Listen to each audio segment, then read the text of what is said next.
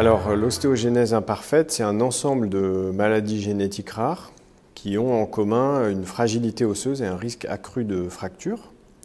Et les répercussions au niveau dentaire, elles vont être très fréquentes avec deux grands types de manifestations. Soit une manifestation sur la qualité des dents, et c'est ce qu'on appelle une dentinogénèse imparfaite, où on va avoir des dents plus fragiles.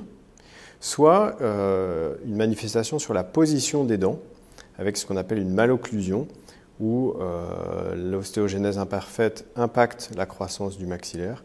Et du coup, on va souvent avoir un décalage entre la mandibule et le maxillaire et un défaut dans la position des dents.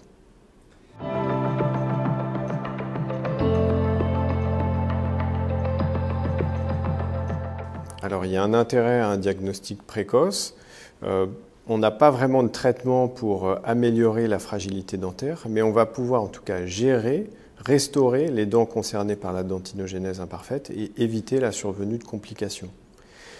Pour ce qui est de la prise en charge des malocclusions, il y a aussi souvent un intérêt à une prise en charge précoce pendant la croissance de l'enfant.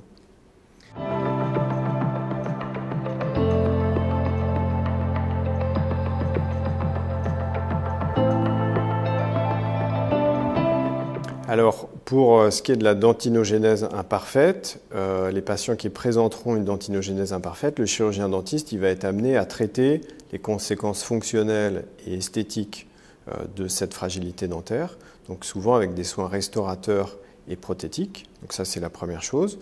Le chirurgien dentiste peut aussi être amené à faire un traitement d'orthodontie quand on a une malocclusion, traitement d'orthodontie qui peut être accompagné de chirurgie maxillofaciale parfois. Et chez l'adulte, il y a d'autres soins qui sont très souvent nécessaires, des soins de gencives, des soins d'endodontie, donc ce qui est la dévitalisation des dents, et éventuellement de la prothèse supportée par des implants, donc mise en place d'implants et réalisation de ces prothèses.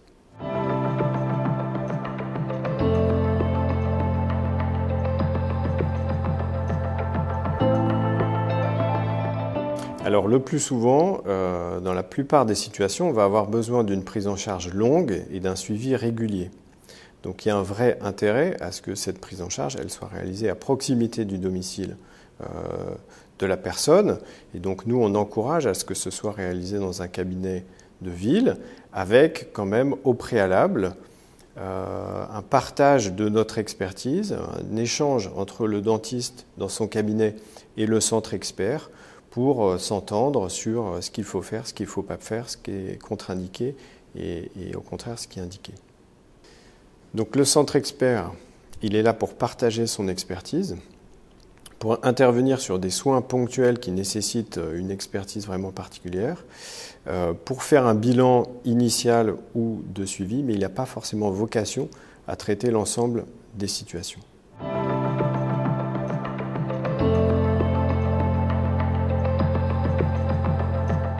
Parce qu'à la naissance, on s'est aperçu que j'avais une fracture d'une jambe. On avait un médecin généraliste pédiatre qui a tout de suite compris qu'il y avait un sujet, que ça le dépassait. Ma maladie a été diagnostiquée en même temps que le diagnostic de ma sœur. On a 1 an et demi d'écart. Moi, je suis née, les souvenirs s'atténuent. Je crois que je m'étais cassé le col du fémur. Donc bon, voilà, le médecin trouvait que c'était quand même étrange, mais bon. Et quand ma sœur est née, elle s'est aussi fait une fracture. Et là, notre médecin généraliste de l'époque, en effet, s'est dit que c'était quand même très étrange, pas très normal. Et on a eu la chance qu'il l'envoie sur Necker. Et pour le coup, moi, j'y étais forcément avec. Et c'est là qu'on nous a diagnostiqué à toutes les deux cette maladie.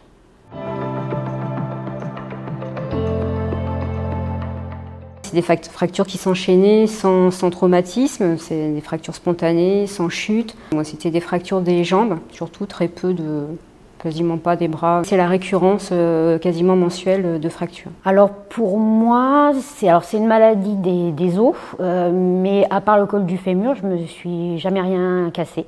J'ai toujours eu des problèmes au niveau des bras. Moi, c'est plutôt le haut du corps. J'avais aussi énormément de douleurs. Moi, je suis quelqu'un qui a le corps qui me fait mal. Enfin, ça s'est vu au niveau dentaire après, puisque je perdais des petits bouts de dents.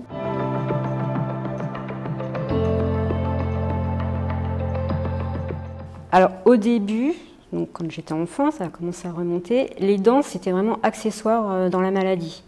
On s'occupait de réparer les os et le reste, ça comptait pas en fait. Donc pendant très longtemps, on n'a pas eu de prise en charge réellement adaptée au niveau dentaire.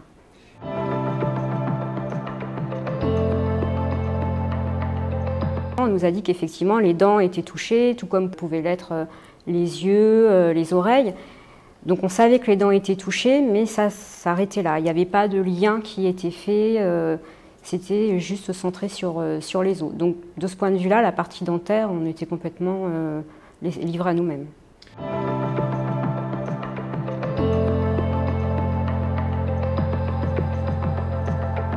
Alors l'hôpital Bretonneau, ça doit faire 3 ans qu'on est suivi. Et avant, on était suivi donc, chez un dentiste de ville. On a des interlocuteurs qui connaissent et qui savent ce qu'ils peuvent nous apporter. Après, en parallèle, on est toujours suivi pour les soins quotidiens par le dentiste de ville. Donc ça fait un plus. C'est grâce à une réunion, un tour de table à l'hôpital Cochin qu'on nous a présenté le docteur Bios Duplan, et donc il doit y avoir 6 ans. Et donc il y a 3 ans, je me suis rappelé qu'on nous avait parlé de lui, qu'on l'avait rencontré, et c'était notre rhumato de l'époque qui m'avait mis en contact avec lui pour qu'il puisse me prendre rapidement. Mais sinon, sans ça, on ne l'aurait jamais su, je pense.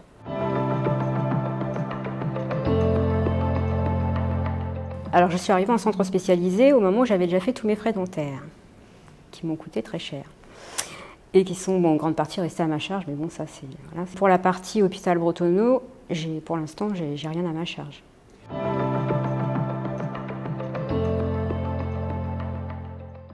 J'ai pas renoncé à les faire, mais je les ai étalés pour justement pouvoir les financer plus facilement, donc je l'ai fait sur plusieurs années.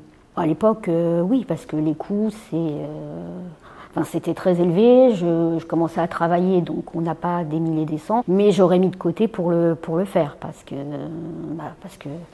c'est vraiment problématique, quoi.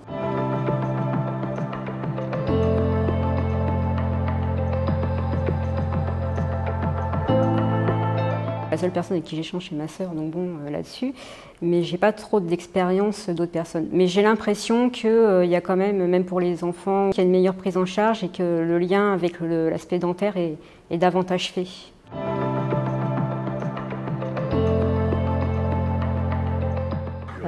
J'espère, parce qu'il n'y avait rien du tout. Le problème, c'est la détection de la maladie avant la prise en charge.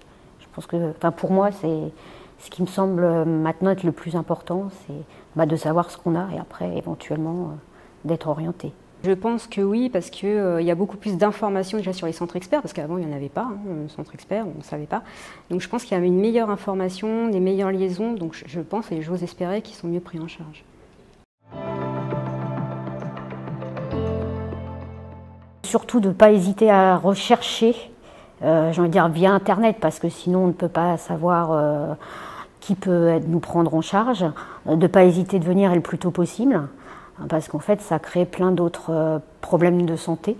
Le dentaire crée plein de problèmes de santé. Et sur Paris, il y a Bretonneau, il faut venir sur Bretonneau, parce que c'est vrai qu'on est super bien accueillis et parce qu'on sait qu'on peut faire confiance et qu'il y a forcément une solution.